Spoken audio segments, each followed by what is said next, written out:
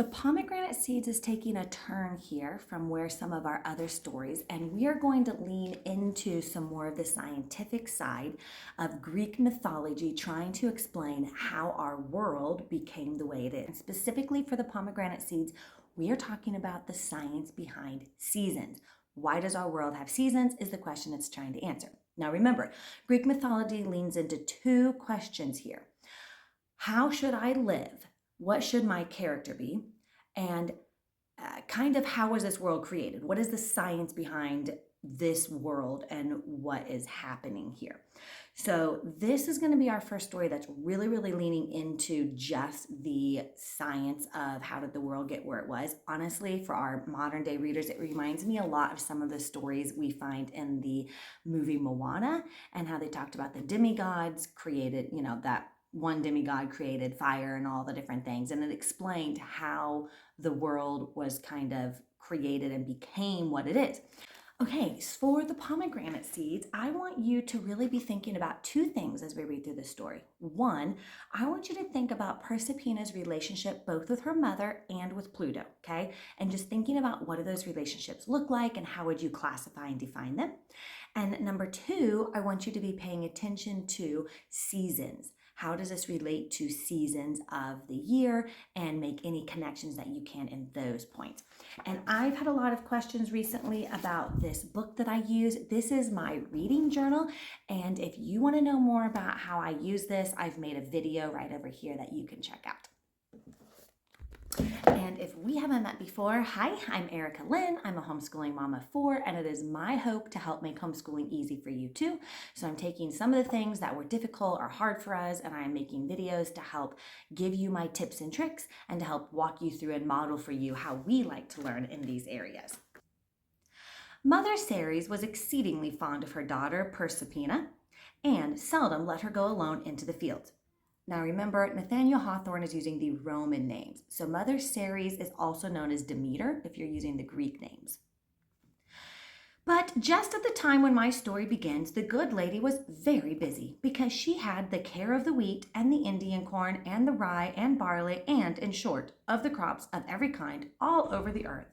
And as the season had thus far been uncommonly backward, it was necessary to make the harvest ripen more speedily than usual.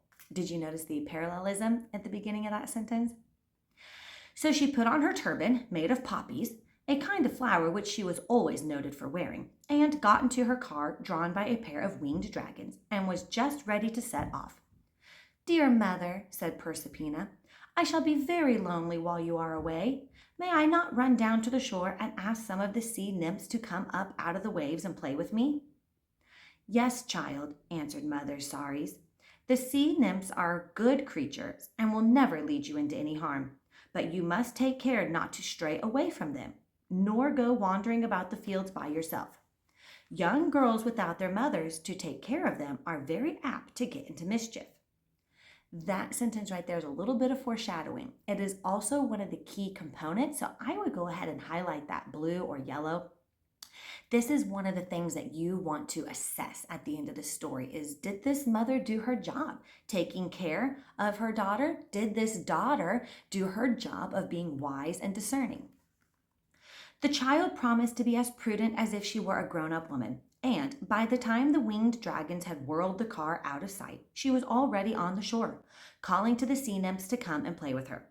They knew Persephone's voice and were not long in showing their glistening faces and sea green hair above the water, at the bottom of which was their home. Now remember, we've already heard about a sea nymph in another story we read, and that was Circe's palace. They brought along with them a great many beautiful shells, and setting down on the moist sand where the surf wave broke over them, they busied themselves in making a necklace, which they hung around Persephone's neck. By way of showing her gratitude, the child besought them to go with her a little way into the fields.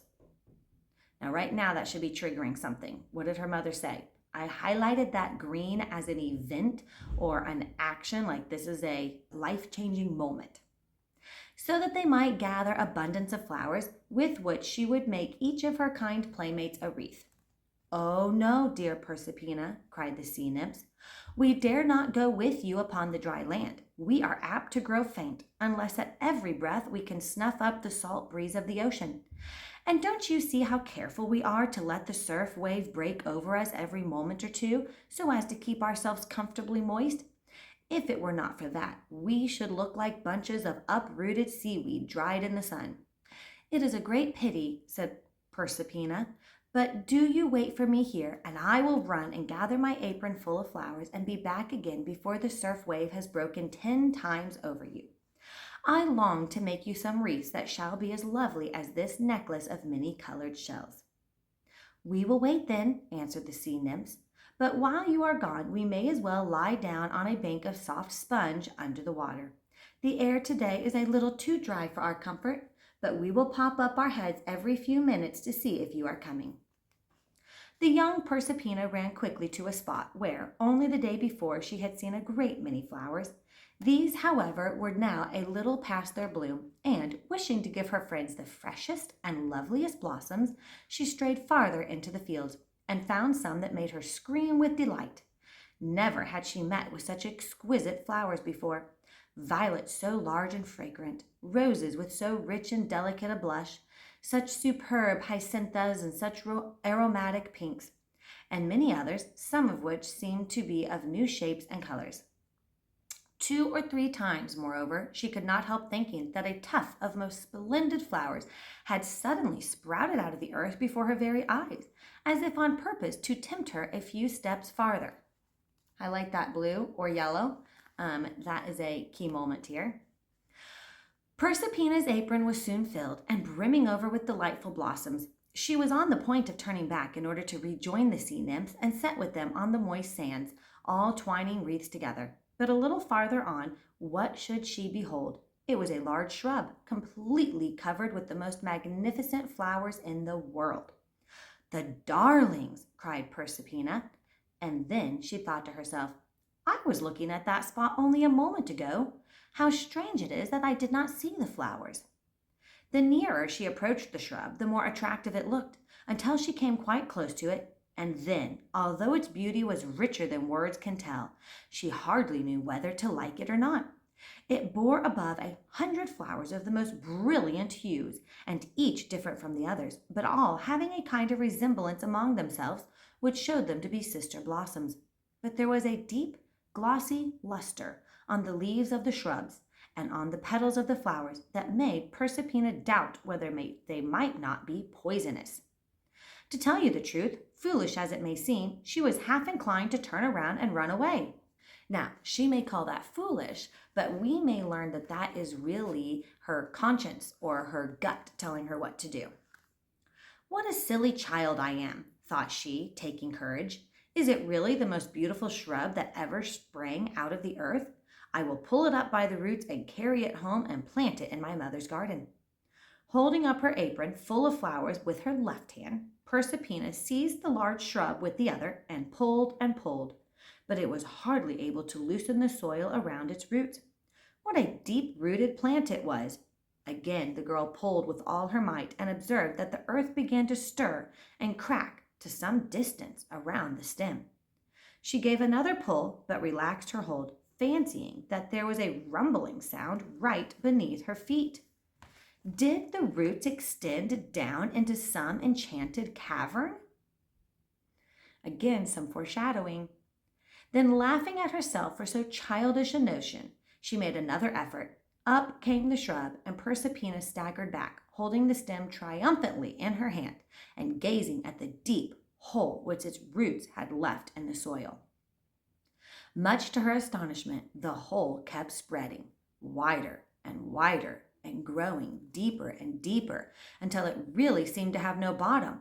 All the while there came a rumbling noise out of its depths, louder and louder and nearer, and sounding like the tramp of horses' hoofs and the rattling of wheels.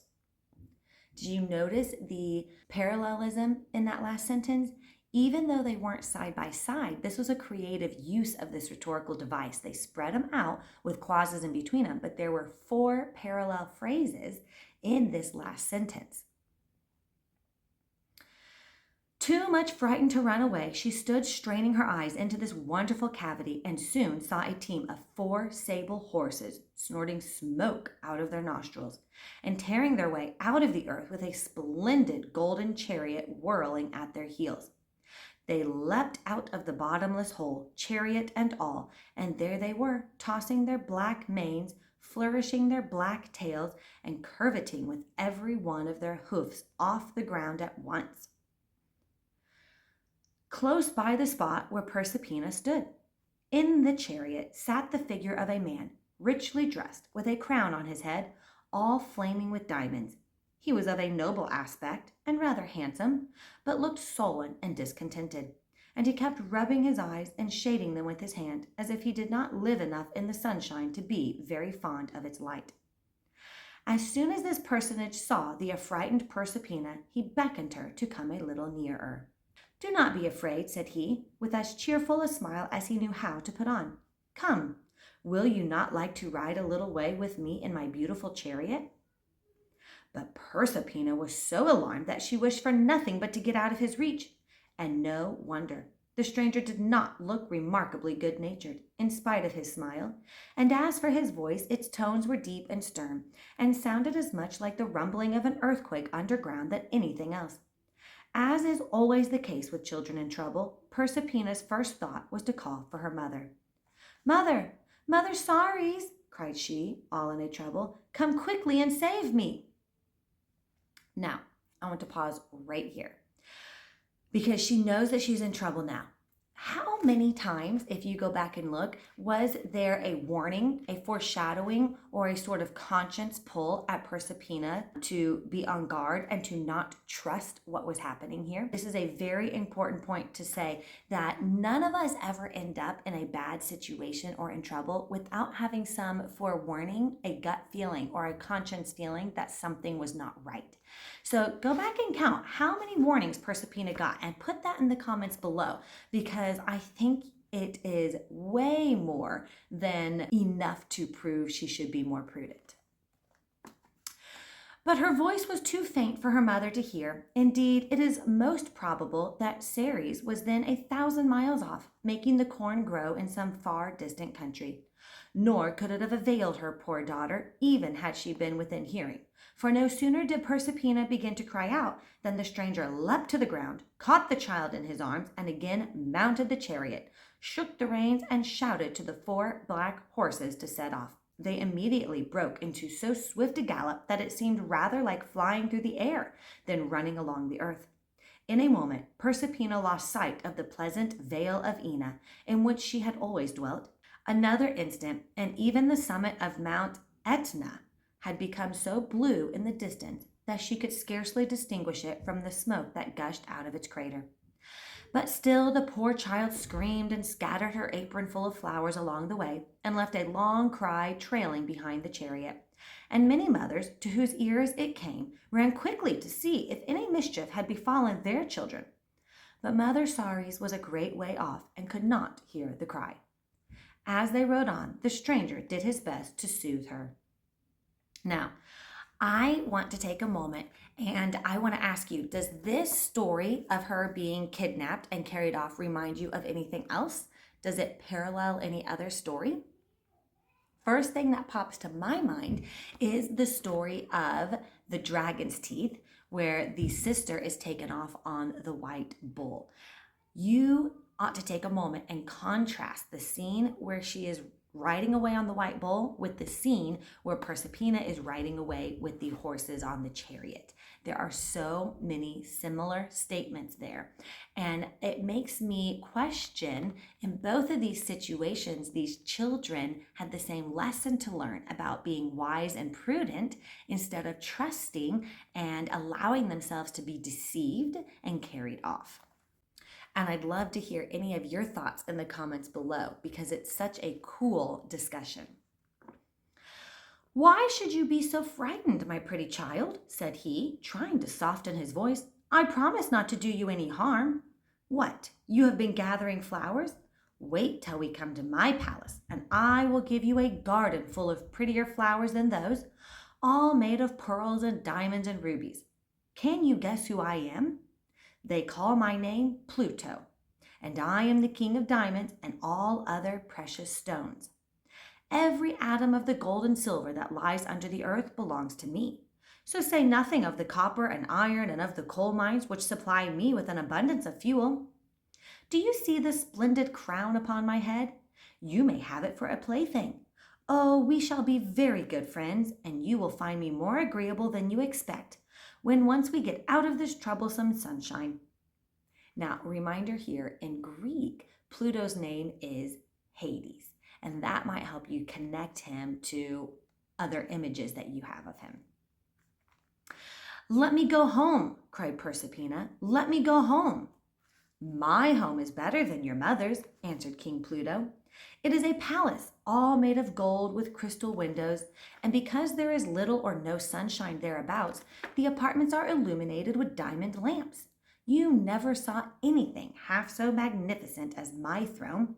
If you like, you may sit down on it and be my little queen, and I will sit on the footstool. I don't care for golden palaces and thrones, sobbed Proserpina. Oh, my mother, carry me back to my mother. But King Pluto, as he called himself, only shouted to his steeds to go faster. Pray do not be foolish, Proserpina, said he, in rather a sullen tone. I offer you my palace and my crown, and all the riches that are under the earth, and you treat me as if I were doing you an injury. The one thing which my palace needs is a merry little maid to run upstairs and down and cheer up the rooms with her smile, and this is what you must do for King Pluto. Never, answered Proserpina, looking as miserable as she could. I shall never smile again till you set me down at my mother's door. But she might just as well have talked to the wind that whistled past them, for Pluto urged on his horses and went faster than ever. Proserpina continued to cry out and screamed so long and so loudly that her poor little voice was almost screamed away, and when it was nothing but a whisper, she happened to cast her eyes over a great broad field of waving grain. And whom do you think she saw? Who but Mother Ceres, making the corn grow, and too busy to notice the golden chariot as it went rattling along.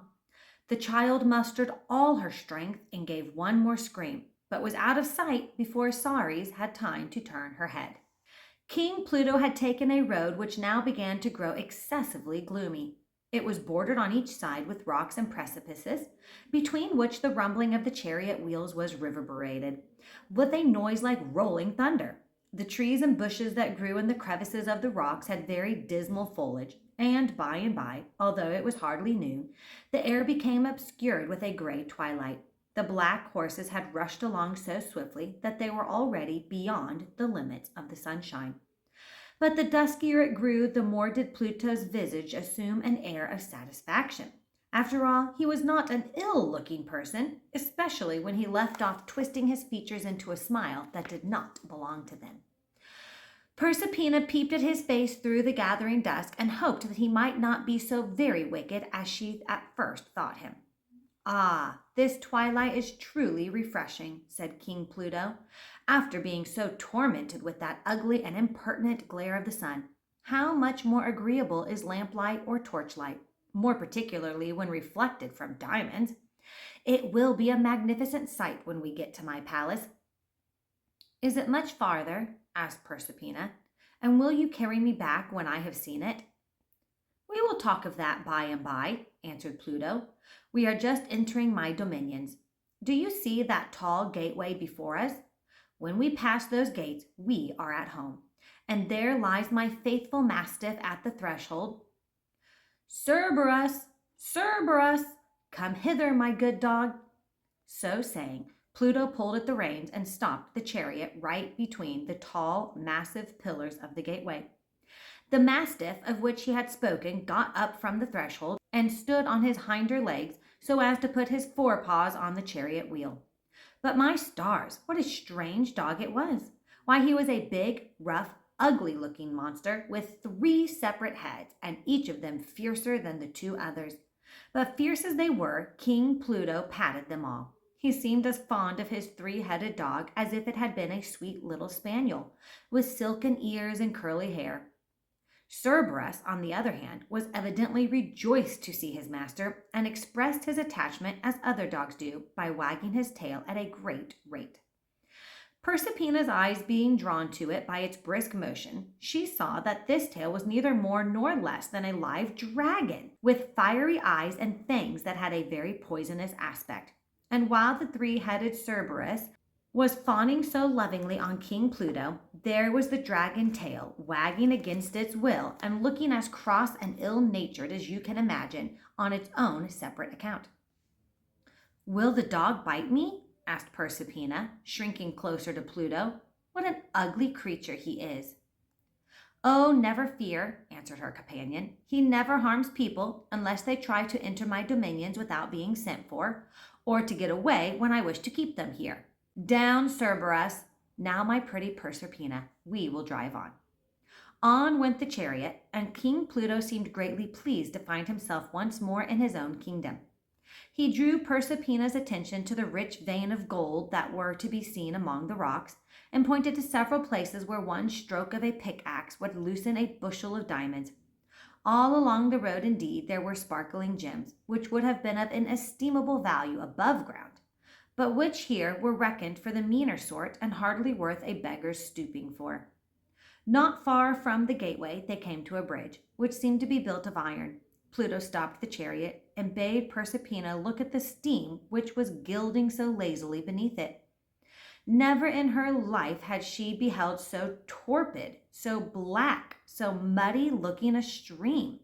Its waters reflected no images of anything that was on the banks, and it moved so sluggishly as if it had quite forgotten which way it ought to flow, and had rather stagnate than flow either one way or the other. Notice the parallelism about the stream. "This is the River Lethe," observed King Pluto. "Is it not a very pleasant stream?" "I think it a very dismal one," answered Proserpina. "It suits my taste, however," answered Pluto, who was apt to be sullen when anybody disagreed with him. "At all events, its water has one excellent quality, for a single draught of it makes people forget every care and sorrow that has hitherto tormented them. Only sip a little of it, my dear Proserpina, and you will instantly cease to grieve for your mother, and will have nothing in your memory that can prevent your being perfectly happy in my palace. I will send for some in a golden goblet the moment we arrive." "Oh, no, no, no," cried Proserpina, weeping afresh. "I had 1,000 times rather be miserable with remembering my mother than be happy in forgetting her. That dear, dear mother! I never, never will forget her." "We shall see," said King Pluto. "You do not know what fine times we will have in my palace. Here we are just at the portal. These pillars are solid gold, I assure you." He alighted from the chariot, and taking Proserpina in his arms, carried her up a lofty flight of steps into the great hall of the palace. It was splendidly illuminated by means of large precious stones of various hues, which seemed to burn like so many lamps, and glowed with 100-fold radiance all through the vast apartment. And yet there was a kind of gloom in the midst of this enchanted light, nor was there a single object in the hall that was really agreeable to behold, except the little Proserpina herself, a lovely child, with one earthy flower which she had not let fall from her hand. It is my opinion that even King Pluto had never been happy in his palace, and that this was the true reason why he had stolen away Proserpina, in order that he might have something to love, instead of cheating his heart any longer with this tiresome magnificence. And though he pretended to dislike the sunshine of the upper world, yet the effect of the child's presence, bedimmed as she was by her tears, was as if a faint and watery sunbeam had somehow or other found its way into the enchanted hall. Pluto now summoned his domestics, and bade them lose no time in preparing a most scrumptious banquet, and above all things not to fail of setting a gold beaker of the water of Lethe by Proserpina's plate. "I will neither drink that nor anything else," said Proserpina, "nor will I taste a morsel of food, even if you keep me forever in your palace." "I should be sorry for that," replied King Pluto, patting her cheek, for he really wished to be kind, if he had only known how. You are a spoiled child, I perceive, my little Proserpina. But when you see the nice things which my cook will make for you, your appetite will quickly come again." Then, sending for the head cook, he gave strict orders that all sorts of delicacies, such as young people are usually fond of, should be set before Proserpina. He had a secret motive in this, for you are to understand, it is a fixed law that when persons are carried off to the land of magic, if they once taste any food there, they can never get back to their friends. Now, if King Pluto had been cunning enough to offer Proserpina some fruit or bread or milk, which was the simple fare to which the child had always been accustomed, it is very probable that she would soon have been tempted to eat it. But he left the matter entirely to his cook, who, like all other cooks, considered nothing fit to eat unless it were a rich pastry or highly seasoned meat or spiced sweet cakes, things which Proserpina's mother had never given her, and the smell of which quite took away her appetite instead of sharpening it. But my story now must clamber out of King Pluto's dominions and see what Mother Ceres had been about, since she was bereft of her daughter. We had a glimpse of her, as you remember, half hidden among the waving grain, while the 4 black steeds were swiftly whirling along the chariot in which her beloved Proserpina was so unwillingly borne away. You recollect, too, the loud scream which Proserpina gave just when the chariot was out of sight. Of all the child's outcries, this last shriek was the only one that reached the ears of Mother Ceres. She had mistaken the rumbling of the chariot wheels for a peal of thunder, and imagined that a shower was coming up and that it would assist her in making the corn grow.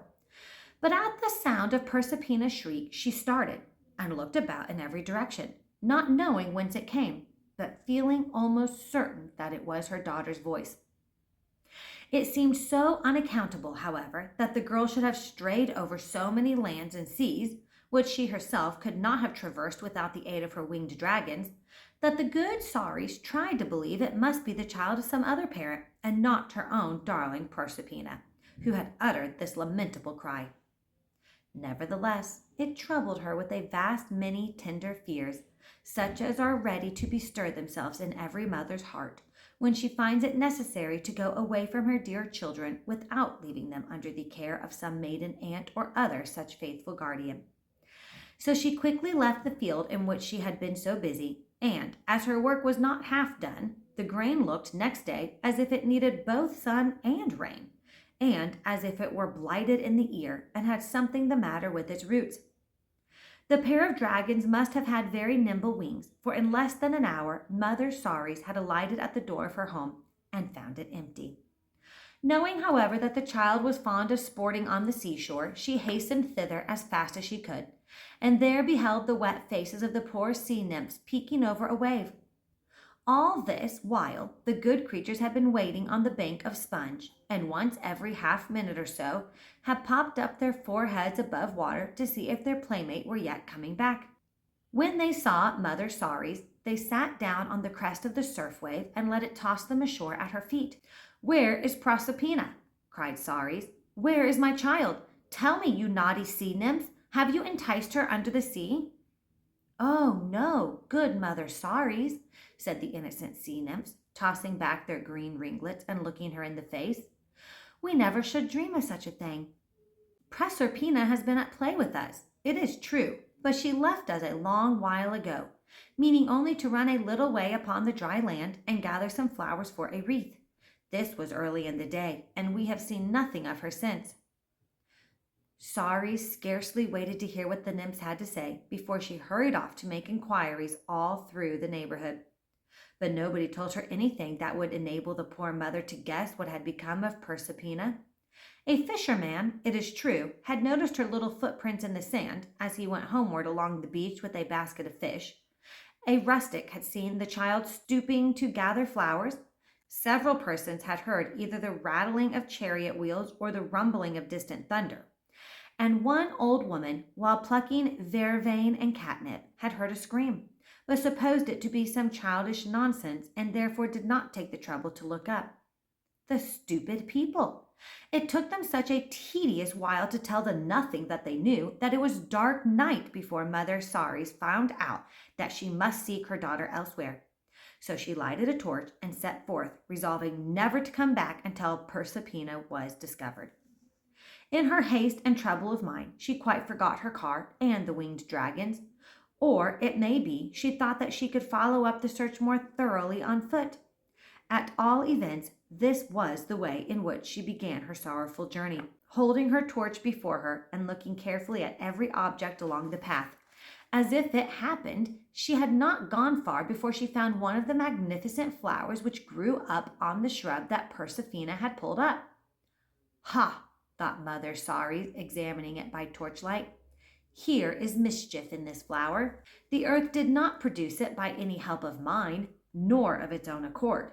It is the work of enchantment, and is therefore poisonous, and perhaps it has poisoned my poor child.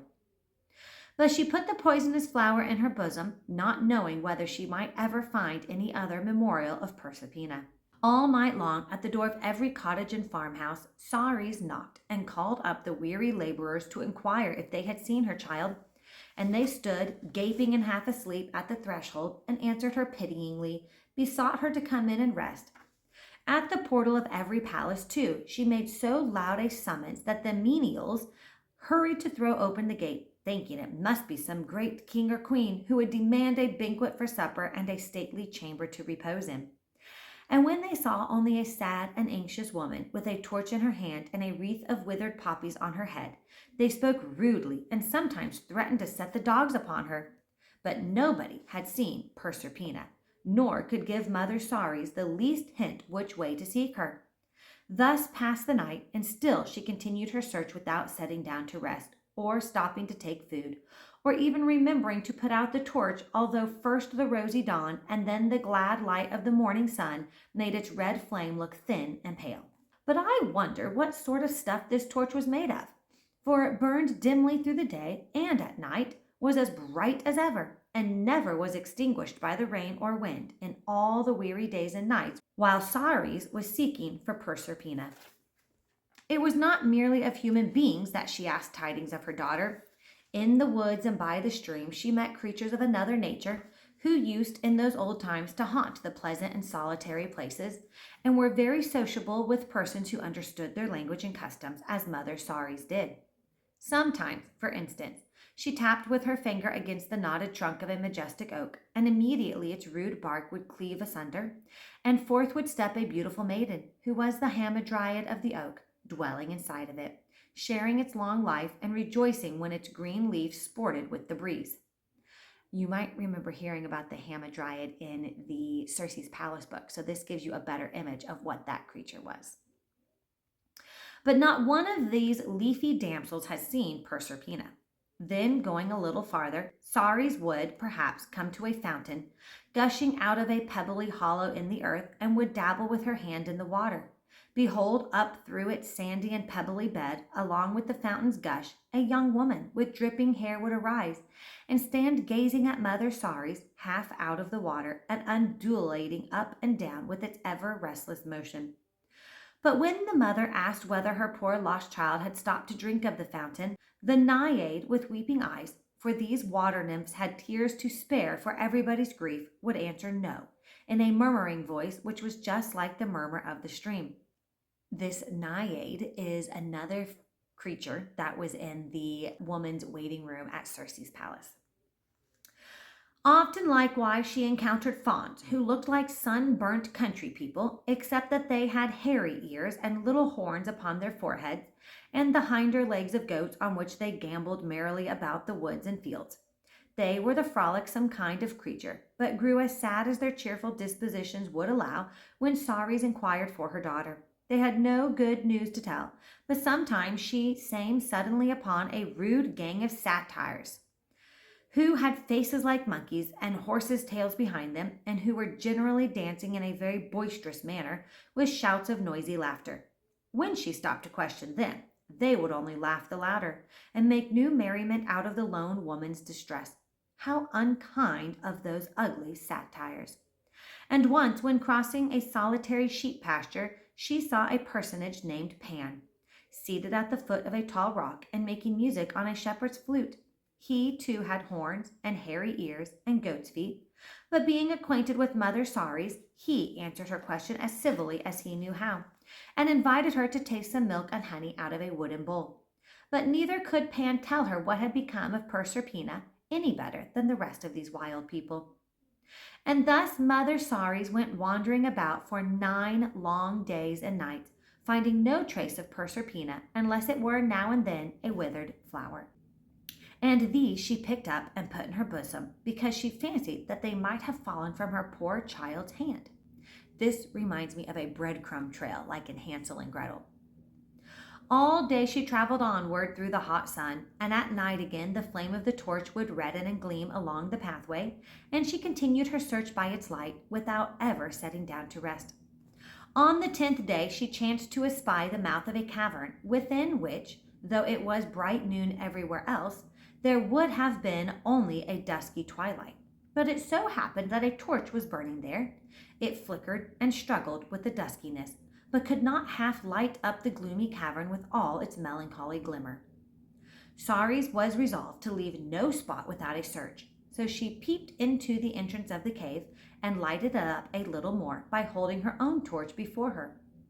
In so doing, she caught a glimpse of what seemed to be a woman, setting on the brown leaves of the last autumn, a great heap of which had been swept into the cave by the wind.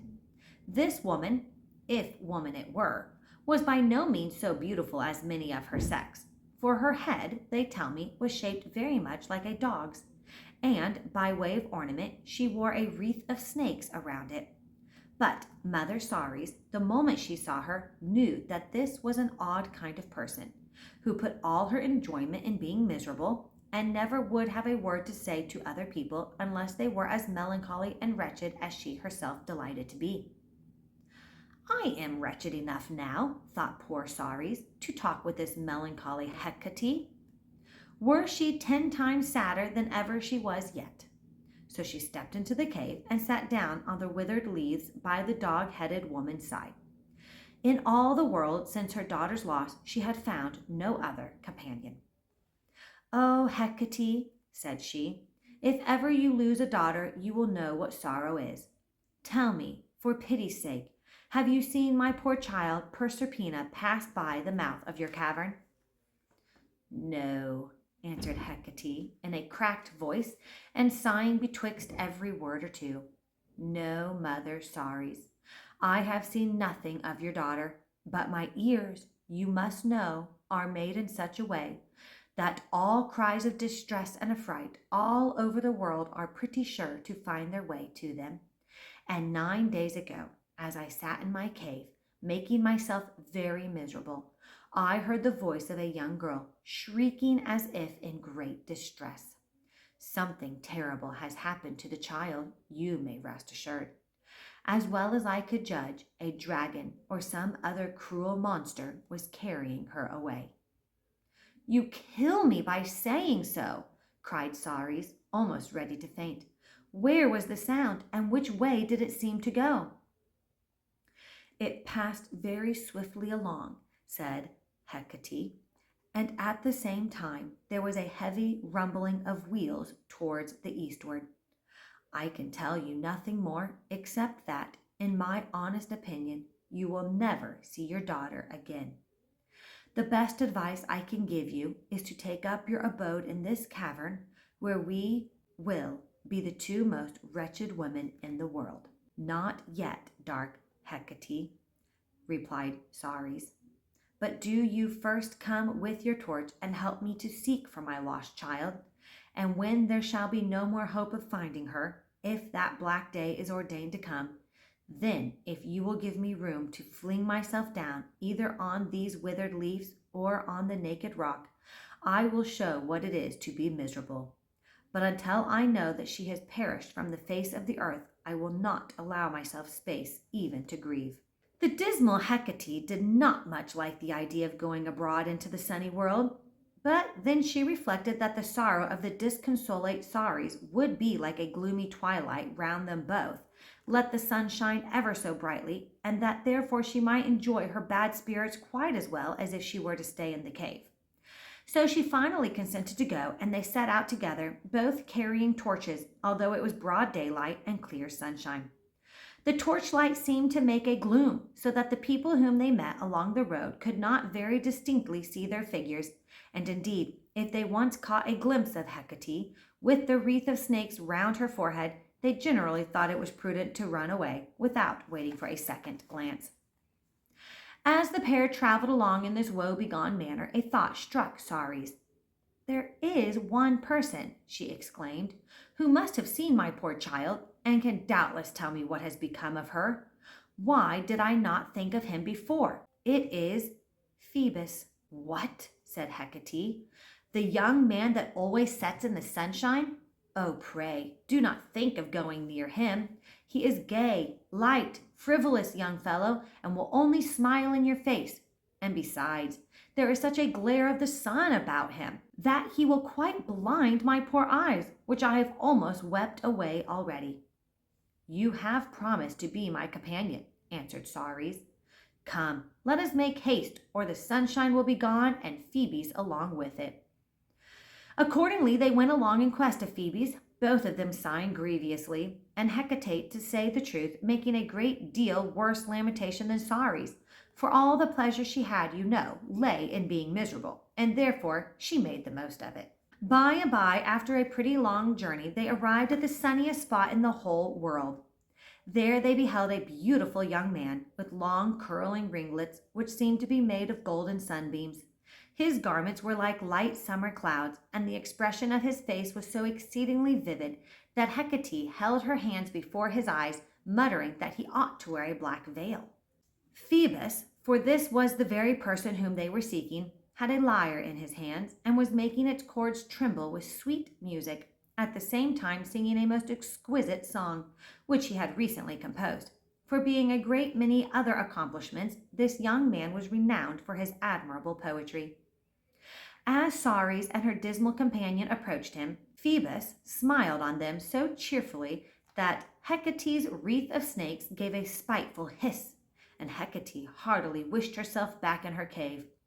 But as for Ceres, she was too earnest in her grief either to know or care whether Phoebus smiled or frowned. "Phoebus," exclaimed she, "I am in great trouble, and have come to you for assistance.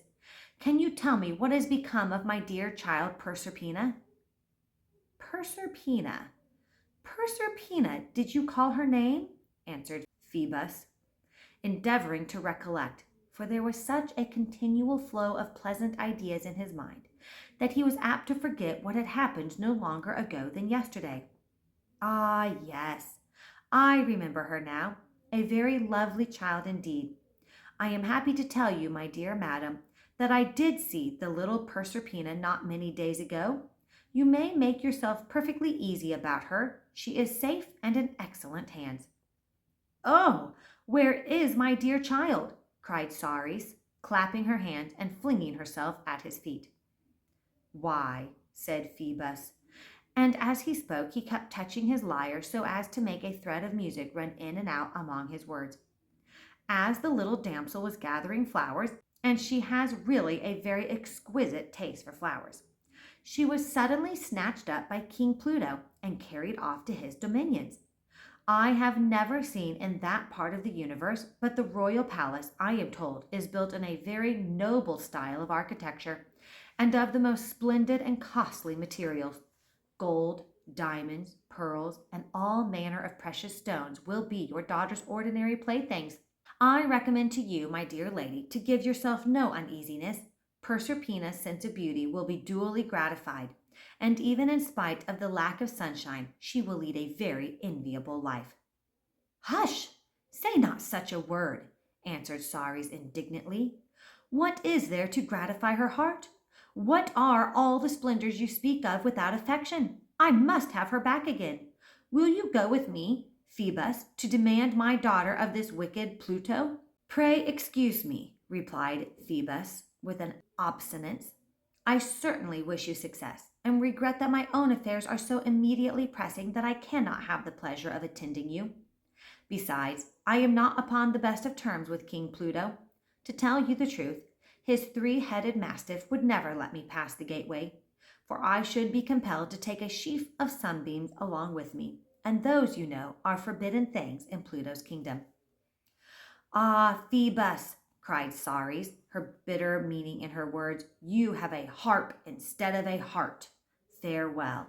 "Will you not stay a moment," asked Phoebus, "and hear me turn the pretty and touching story of Proserpina into an exemplary verses?"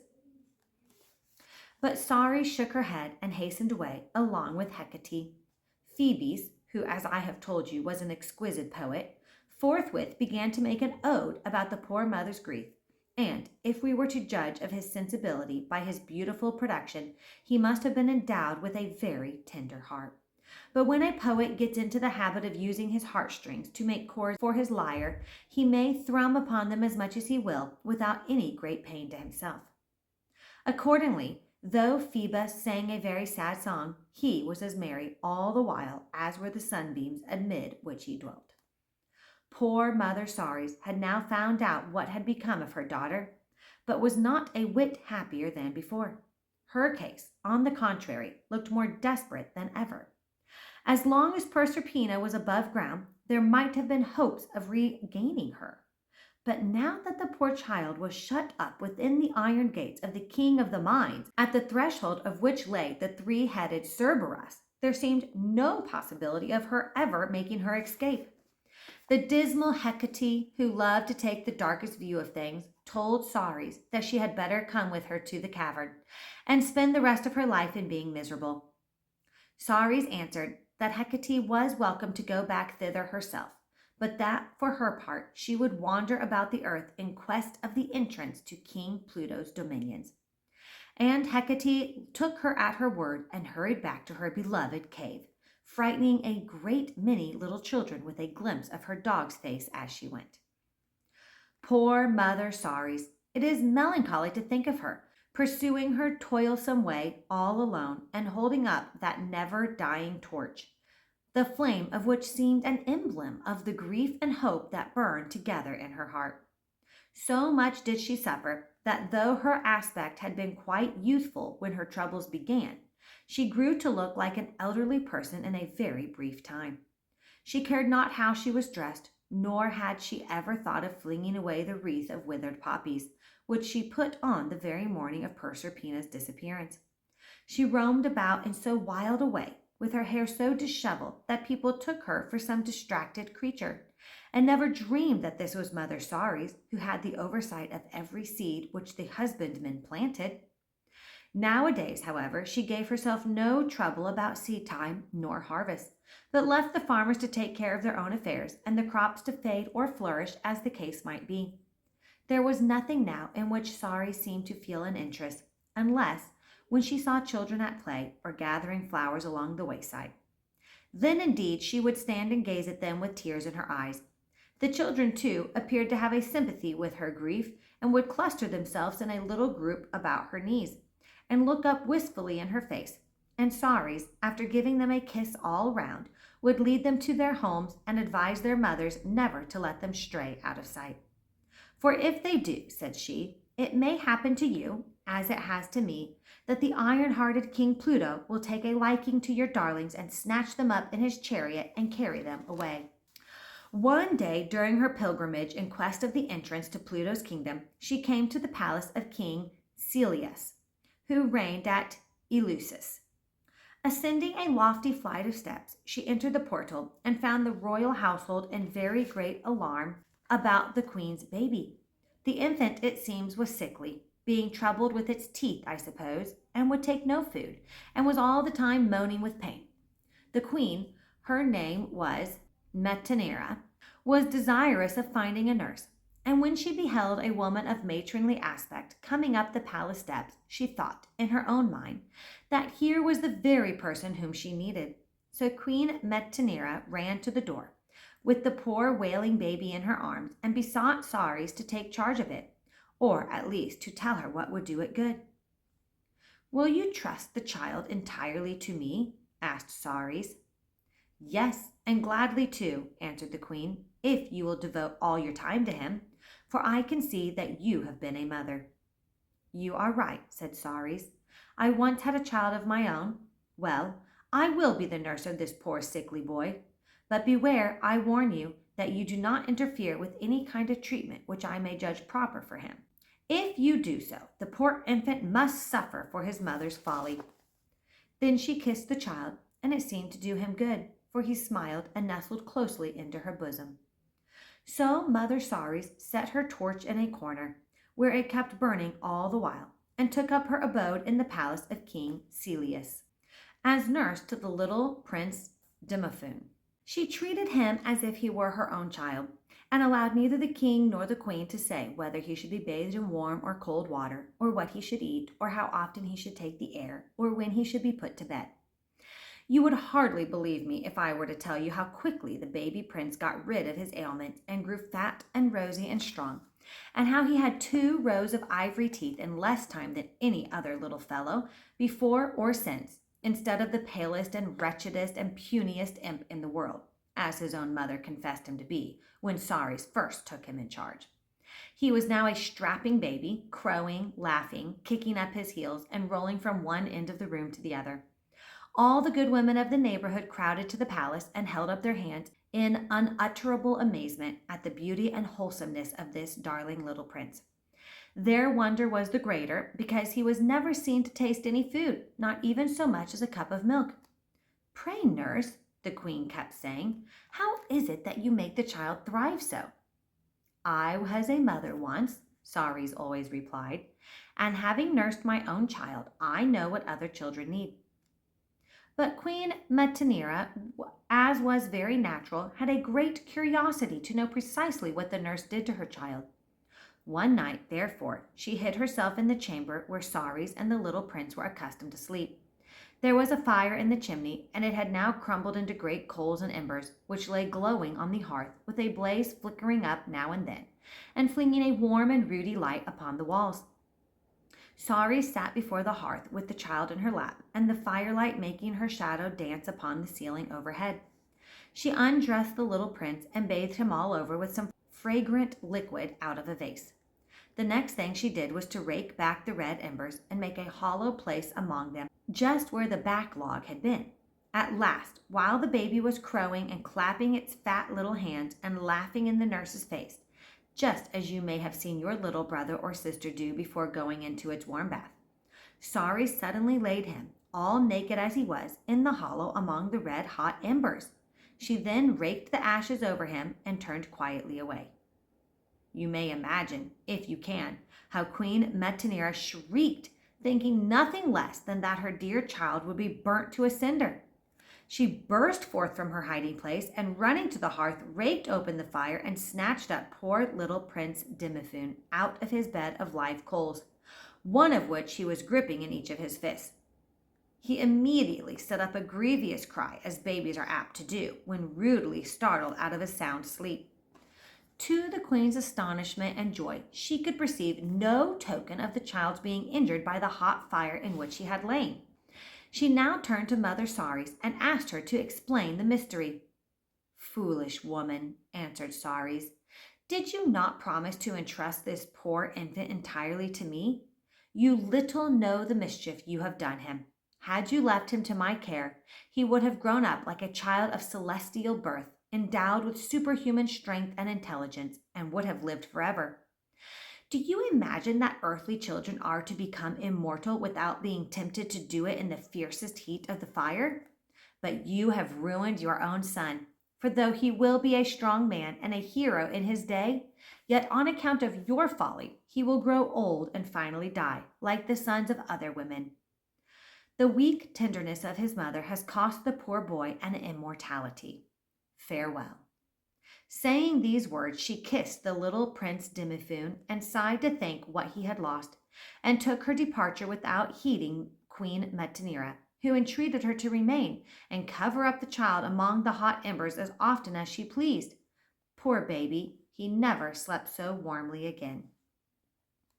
While she dwelt in the king's palace, Mother Ceres had been so continually occupied with taking care of the young prince that her heart was a little lightened of its grief for Persephone. But now, having nothing else to busy herself about, she became just as wretched as before. At length, in her despair, she came to the dreadful resolution that not a stalk of grain, nor a blade of grass, not a potato, nor a turnip, nor any other vegetable that was good for man or beast to eat should be suffered to grow until her daughter was restored. She even forbade the flowers to bloom, lest somebody's heart should be cheered by their beauty. Now, as not so much as a head of asparagus ever presumed to poke itself out of the ground without the especial permission of Ceres, you may conceive what a terrible calamity had here fallen upon the earth. The husbandmen plowed and planted as usual, but there lay the rich black furrows, all as barren as a desert of sand. The pastures looked as brown in the sweet month of June as ever they did in chill November. The rich man's broad acres and the cottager's small garden patch were equally blighted. Every little girl's flower bed showed nothing but dry stalks. The old people shook their white heads and said that the earth had grown aged like themselves and was no longer capable of wearing the warm smile of summer on its face. It was really piteous to see the poor starving cattle and the sheep, how they followed behind Ceres, lowing and bleating as if their instinct taught them to expect help from her. And everybody that was acquainted with her power besought her to have mercy on the human race, and at all events to let the grass grow. But Mother Ceres, though naturally of an affectionate disposition, was now inexorable. "Never," said she. "If the earth is ever again to see any verdure, it must first grow along the path which my daughter will tread in coming back to me." Finally, as there seemed to be no other remedy, our old friend Quicksilver was sent post-haste to King Pluto in hopes that he might be persuaded to undo the mischief he had done, and to set everything right again by giving up Proserpina. Quicksilver accordingly made the best of his way to the great gate, took a flying leap right over the three-headed mastiff, and stood at the door of the palace in an inconceivably short time.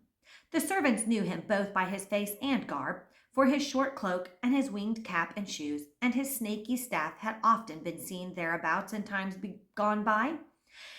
He requested to be shown immediately into the king's presence, and Pluto, who heard his voice from the top of the stairs, and who loved to recreate himself with Quicksilver's merry talk, called out to him to come up. And while they settled their business together, we must inquire what Proserpina had been doing ever since we saw her last. The child had declared, as you may remember, that she would not taste a mouthful of food as long as she should be compelled to remain in King Pluto's palace. How she contrived to maintain her resolution and at the same time to keep herself tolerably plump and rosy is more than I can explain. But some young ladies, I am given to understand, possess the faculty of living on air, and Proserpina seems to have possessed it too.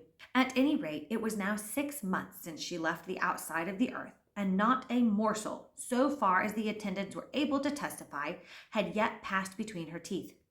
This was the more credible to Proserpina, inasmuch as King Pluto had caused her to be tempted day by day with all manner of sweetmeats and richly preserved fruits and delicacies of every sort, such as young people are generally most fond of. But her good mother had often told her of the hurtfulness of these things, and for that reason alone, if there had been no other, she would have resolutely refused to taste them. All this time, being of a cheerful and active disposition, the little damsel was not quite so unhappy as you may have supposed. The immense palace had 1,000 rooms, and was full of beautiful and wonderful objects. There was a never-ceasing gloom, it is true, which half hid itself among the innumerable pillars, gliding before the child as she wandered among them, and treading stealthily behind her in the echo of her footsteps. Neither was all the dazzle of the precious stones, which flamed with her own light, worth one gleam of natural sunshine, nor could the most brilliant of the many-colored gems which Proserpina had for playthings vie with the simple beauty of the flowers she used to gather. But still, whenever the girl went among these gilded halls and chambers, it seemed as if she carried nature and sunshine along with her, and as if she scattered dewy blossoms on her right hand and on her left. After Proserpina came, the palace was no longer the same abode of stately artifice and dismal magnificence that it had been before. The inhabitants all felt this, and King Pluto more than any of them. "My own little Proserpina," he used to say, "I wish you could like me a little better. We gloomy and cloudy-natured persons have often warm hearts at bottom, as those of a more cheerful character. If you would only stay with me out of your own accord, it would make me happier than the possession of 100 such palaces as this." "Ah," said Proserpina, "you should have tried to make me like you before carrying me off. And the best thing you can do now is to let me go again. Then I might remember you sometimes and think that you were as kind as you knew how to be. Perhaps, too, one day or other I might come back and pay you a visit." "No, no," answered Pluto with his gloomy smile. "I will not trust you for that. You are too fond of living in the broad daylight and gathering flowers. What an idle and childish taste that is! Are not these gems which I have ordered to be dug for you, and which are richer than any in my crown, are they not prettier than a violet?" "Not half so pretty," said Proserpina, snatching the gems from Pluto's hand and flinging them to the other end of the hall. "Oh, my sweet violets, shall I never see you again?" And then she burst into tears. But young people's tears have very little saltiness or acidity in them, and do not inflame the eyes so much as those of grown persons, so that it was not to be wondered at if, a few moments afterwards, Proserpina was sporting through the halls almost as merrily as she and the 4 sea nymphs had sported along the edge of the surf wave. King Pluto gazed after her and wished that he too was a child, and little Proserpina, when she turned about and beheld this great king standing in his splendid hall, and looking so grand and so melancholy and so lonesome, was smitten with a kind of pity. She ran back to him, and for the first time in all her life, put her small, soft hand in his. "I love you a little," she whispered. She looked up in his face. "Do you indeed, my dear child?" cried Pluto, bending his dark face down to kiss her. But Proserpina shrank away from the kiss, for though his features were noble, they were very dusky and grim. "Well, I have not deserved it of you, after keeping you a prisoner for so many months and starving you besides. Are you not terribly hungry? Is there nothing which I can get you to eat?" In asking this question, the king of the mines had a very cunning purpose, for, you will recollect, if Proserpina tasted a morsel of food in his dominions, she would never afterwards be at liberty to quit them. "No, indeed," said Proserpina. "Your head cook is always baking and stewing and roasting and rolling out paste and contriving one dish or another which he imagines may be to my liking. But he might just as well save himself the trouble, poor, fat, little man that he is. I have no appetite for anything in the world unless it were a slice of bread, of my mother's own baking, or a little fruit out of her garden." When Pluto heard this, he began to see that he had mistaken the best method of tempting Proserpina to eat. The cook's made dishes and artificial dainties were not half so delicious, in the good child's opinion, as the simple fare to which Mother Ceres had accustomed her. Wondering that he had never thought of it before, the king now sent one of his trusty attendants with a large basket to get some of the finest and juiciest pears, peaches, and plums which could anywhere be found in the upper world. Unfortunately, however, this was during the time when Ceres had forbidden any fruits or vegetables to grow. And after seeking all over the earth, King Pluto's servant found only a single pomegranate, and that so dried up as not to be worth eating. Nevertheless, since there was no better to be had, he brought this dry, old, withered pomegranate home to the palace, put it on a magnificent golden salver, and carried it up to Proserpina. Now it happened, curiously enough, that just as the servant was bringing the pomegranate into the back door of the palace, our friend Quicksilver had gone up the front steps on his errand to get Proserpina away from King Pluto. As soon as Proserpina saw the pomegranate on the golden salver, she told the servant he had better take it away again. "I shall not touch it, I assure you," said she. "If I were ever so hungry, I should never think of eating such a miserable dry pomegranate as that." "It is the only one in the world," said the servant. He set down the golden salver with the wizened pomegranate upon it and left the room.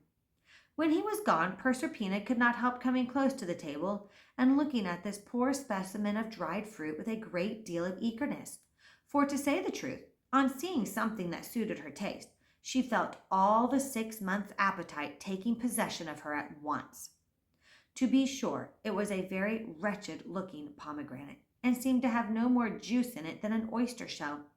But there was no choice of such things in King Pluto's palace. This was the first fruit she had seen there, and the last she was ever likely to see. And unless she ate it up immediately, it would grow drier than it already was and be wholly unfit to eat. At least I may smell it, thought Proserpina. So she took up the pomegranate and applied it to her nose, and somehow or other, being in such close neighborhood to her mouth, the fruit found its way into that little red cave. Dear me, what an everlasting pity! Before Proserpina knew what she was about, her teeth had actually bitten it of their own accord. Just as this fatal deed was done, the door of the apartment opened, and in came King Pluto, followed by Quicksilver, who had been urging him to let his little prisoner go. At the first noise of their entrance, Proserpina withdrew the pomegranate from her mouth. But Quicksilver, whose eyes were very keen and his wits the sharpest that ever anybody had, perceived that the child was a little confused, and seeing the empty salver, he suspected that she had been taking a sly nibble of something or other. As for honest Pluto, he never guessed at the secret. My little Proserpina, said the king, sitting down and affectionately drawing her between his knees. Here is Quicksilver, who tells me that a great many misfortunes have befallen innocent people on account of my detaining you in my dominions. To confess the truth, I myself have already reflected that it was an unjustifiable act to take you away from your good mother. But then you must consider, my dear child, that this vast palace is apt to be gloomy, although the precious stones certainly shine very brightly, and that I am not of the most cheerful disposition, and that therefore it was a natural thing enough to seek for the society of some merrier creature than myself. I hoped you would take my crown for a plaything, and me, you must laugh, naughty Proserpina, me, grim as I am, for a playmate. It was a silly expectation. Not so extremely silly, whispered Proserpina. You have really amused me very much sometimes. Thank you, said King Pluto rather dryly, but I can see plainly enough that you think my palace a dusky prison, and me the iron-hearted keeper of it. And an iron heart I should surely have, if I could detain you here any longer, my poor child, when it is now 6 months since you have tasted food. I give you your liberty. Go with Quicksilver. Hasten home to your dear mother. Now, although you may not have supposed it, Proserpina found it impossible to take leave of poor King Pluto without some regrets, and a good deal of compunction for not telling him about the pomegranate. She even shed a tear or two, thinking how lonely and cheerless the great palace would seem to him, with all its ugly glare of artificial light, after she herself, his one little ray of natural sunshine, whom he had stolen to be sure, but only because he valued her so much, after she should have departed it. I know not how many kind things she might have said to the disconsolate king of the mind, had not Quicksilver hurried her away. Come along quickly, whispered he in her ear, or his majesty may change his mind, and take care, above all things, that you say nothing of what was brought you on the golden salver. In a very short time they had passed the great gateway, leaving the three-headed Cerberus barking and yelping and growling with the threefold din behind them. And emerging upon the surface of the earth, it was delightful to behold, as Proserpina hastened along, how the path grew verdant behind and on either side of her. Wherever she set her blessed foot, there was at once a dewy flower. The violets gushed up along the wayside. The grass and the grain began to sprout with tenfold vigor and luxuriance, to make up for the dreary months that had been wasted in barrenness. The starved cattle immediately set to work grazing after their long fast, and ate enormously all day, and got up at midnight to eat more. But I can assure you it was a busy time of year with the farmers when they found the summer come upon them with such a rush. Nor must I forget to say that all the birds in the whole world hopped about upon the newly blossoming trees and sang together in a prodigious ecstasy of joy. Mother Ceres had returned to her deserted home and was sitting disconsolately on the doorstep, with her torch burning in her hand. She had been idly watching the flame for some moments past, when all at once it flickered and went out. What does this mean? Thought she. It was an enchanted torch and should have kept burning till my child came back."